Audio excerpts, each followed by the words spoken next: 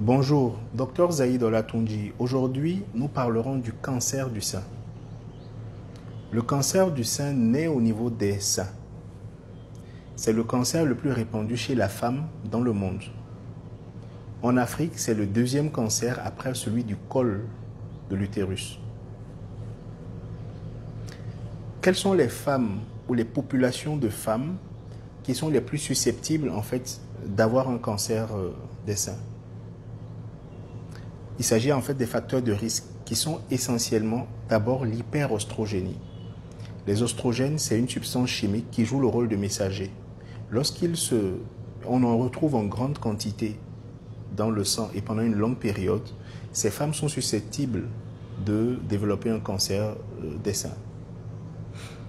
Il s'agit essentiellement des pubertés précoces, des premières grossesses tardives ou des femmes qui n'ont pas eu d'enfants ou qui en ont eu mais qui n'ont pas pratiqué l'allaitement maternel. Il s'agit aussi des ménopauses tardives après l'âge de 50 ans. La contraception ostroprogestative pendant une longue durée va augmenter légèrement le risque de développer un cancer du sein.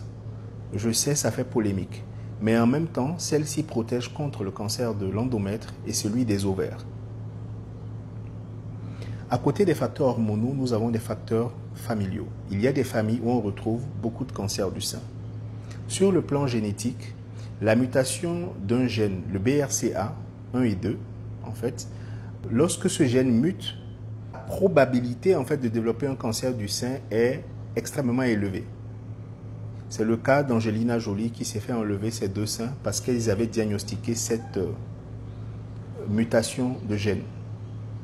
Donc ce qu'il faut retenir, c'est qu'aujourd'hui, il est possible dans le monde de pouvoir dépister cette mutation et de pouvoir avoir des mesures préventives.